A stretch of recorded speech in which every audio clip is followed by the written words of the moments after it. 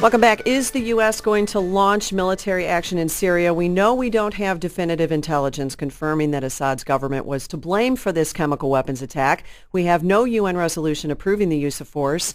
And of greater significance, the president's outreach to Congress on Syria, in the words of John Boehner, has to date not reached the level of substantive consultation. So what will happen next? We're going to be getting some thoughts right now from Senator Rand Paul of Kentucky. He's also out with a new book. We'll touch on that too. It is called Government Bullies. And it's great to have you here, Senator Paul. Glad to be with you. Thanks for having me. Well, you said yesterday the war in Syria has no clear national security connection to the United States. The president maintains the red line has been crossed and we need to get involved in Syria because chemical weapons could be directed at us.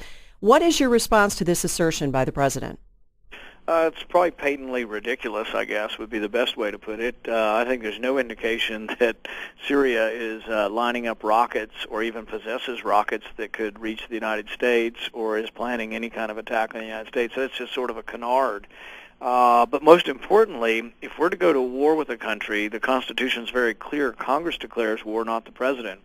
Madison in the Federalist Papers said, the executive is the branch most prone to war, therefore we vested the power to declare war in Congress. He can't just consult Congress. It's not like he's going to come tell us what he's getting ready to do. He needs to come to Congress, to a joint session of Congress. He needs to make the case for war, and then we vote on it.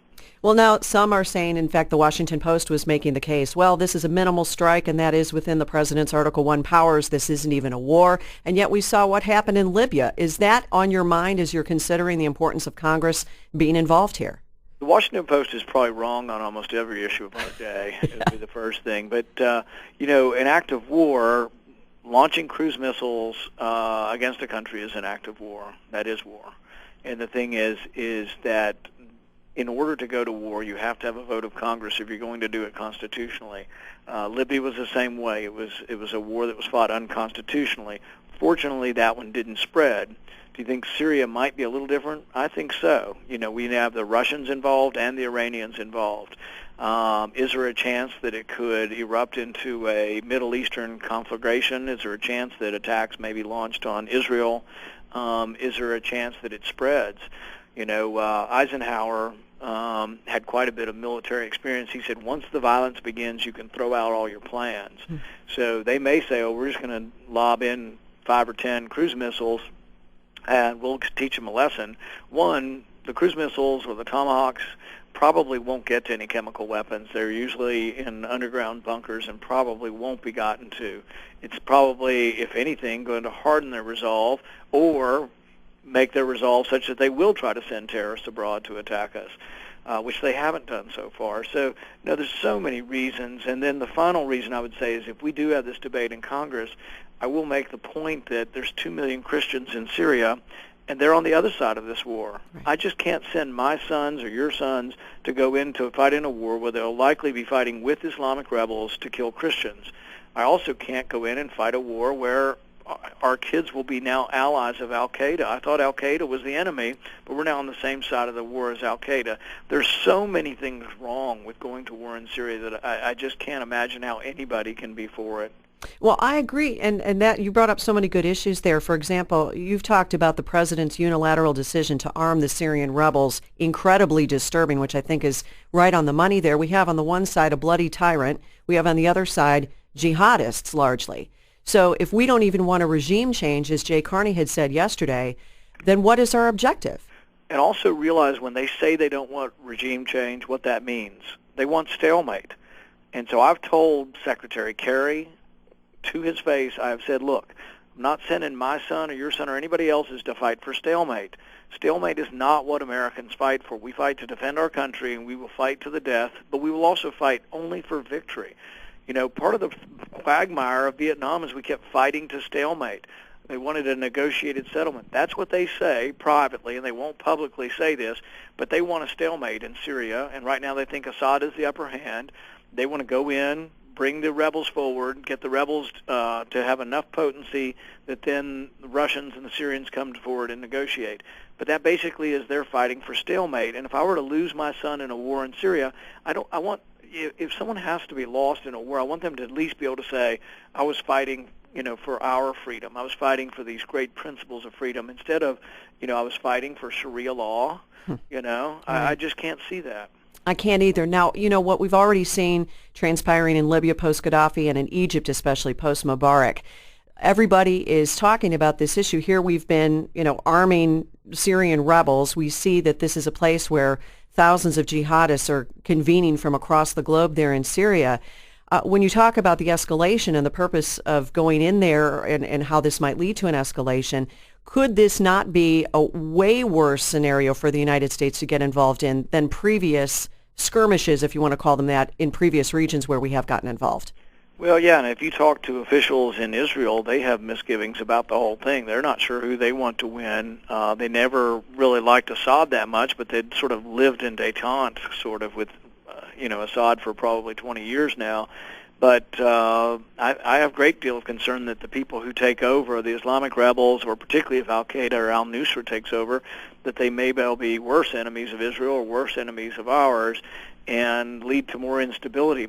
It all gets back to this whole idea that we misconceive what kind of government is what would be good for either us or others. We think, let's make the world safe for democracy.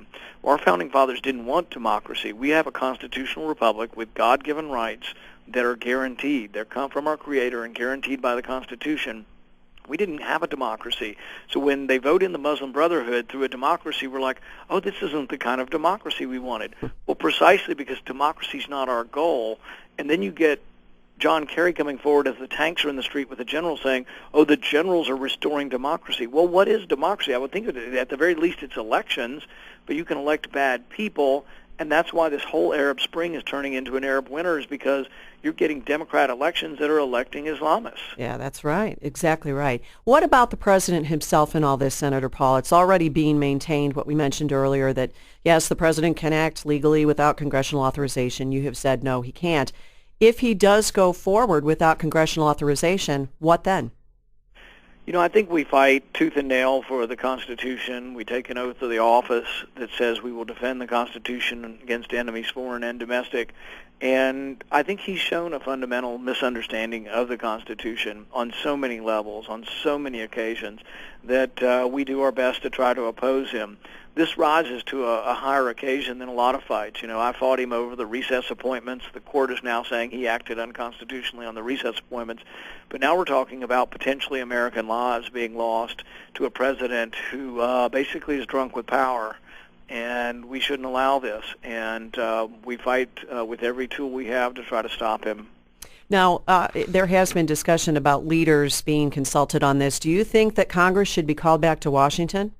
Absolutely. There should be a joint session of Congress. The president should come forward. He should make his case for war, and then the people's representatives should vote on whether there should be war or not. Think of the times in our history when we have gone to war, and it's virtually been a unanimous vote. World War II, we were attacked. FDR came the very next morning to Congress, joint session of Congress, made the case for a declaration of war, and I think it was virtually unanimous. After we were attacked on 9/11, I think Bush should have done a joint session of Congress and gone ahead and asked for a declaration, but they did end up coming to Congress. And they didn't consult with Congress. Congress actually voted, both for the Iraq War, which I think was a mistake, but also for Afghanistan, which I think was justified. But they were votes of Congress nonetheless. Bush did not go in unilaterally. Despite all the liberal media grief he got, he did not go in without some sort of congressional authorization. And so when President Obama goes in, he will be directly contradicting everything he said he stood for when he ran as a candidate. There are explicit quotes where he says, you cannot unilaterally go to war without the authority of Congress. Right. Depends on what war means, I guess, and who's in power. That's why they call it all kinds of bizarre sort of ways to downgrade what war is. Kinetic action is one of their new terms, and intermittent kinetic action, whatever that means. And, war is, particularly launching offensive weapons, which cruise missiles will be offensive weapons. The Syrians, as bad as they are, haven't attacked any Americans. And as bad as civil war is, haven't attacked any Americans or any other country at this point. And so I just see the outcome being no good outcome over there. No, I totally agree. Well, let's switch gears here a little because you're out with a great book called Government Bullies, How Everyday Americans Are Being Harassed, Abused, and Imprisoned by the Feds. Great book, and so many different examples that you've given in this book of how the government has been bullying people. What do incidents like the ones you recount in the book tell us about the power of government and what it can do to people if it's left unchecked? I think when government grows so large and grows so powerful, it's destined to be abused.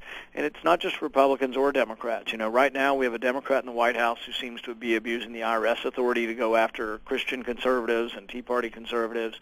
We also have him using the spying apparatus of our country against our citizens, I think, unlawfully. But the problem is the power, even more than the person. And what happens is when people get elected to be president, President Obama actually had a healthy distrust of executive power when he was a senator, but he completely changed as president. And I think his logic in what happens is it's sort of this disease of power. He believes that he's a good person and he'll only use that power for good, so he keeps accumulating power. He now has the power to indefinitely detain American citizens without a trial, but he tells us he's a good man and he will never use that power. But constitutional arguments should be about limitation of power no matter who's in charge, and so we have to limit how much power goes to the executive because we don't know who the next executive will be. And I think he just misunderstands this, and this is why there should be more assertion by Congress of their power vis-a-vis the president. We separated the power so there'd be checks and balances. We're losing those checks and balances. Right, and have this huge bureaucracy that is, harassing people. You give a lot of examples here. The one of John Potsky, I think, was one of the most horrific examples of this man who had escaped communism, comes to the United States and ends up being jailed over a battle with the EPA. I mean, how do we stop these sorts of things from happening? Well, see, some of it is what we take something that was well-intended and probably necessary, and it transforms into something horrendous. The Clean Water Act says you can't discharge pollutants into the navigable waters of the U.S. I agree with that. Companies should not be allowed to dump chemicals in the Ohio River. But now, over 20, 30 years, we've transformed a well-intentioned rule into that dirt is a pollutant and your backyard is a river. So this gentleman, John Potsky, was a Hungarian immigrant. He bought a commercial lot that tended to flood, and you know why it flooded? Because there was a bunch of old tires in the ditch. He removed the tires from the ditch. It no longer flooded, and he's put in jail for 3 years for cleaning up an old junkyard and bringing in some clean dirt to make it level. Incredible. Well, and you can read about it in this great new book by Senator Rand Paul, Government Bullies. And Senator Paul, a real honor to talk to you again. Thank you for being with us. Thanks, Janet. All right, you take care. We'll be back.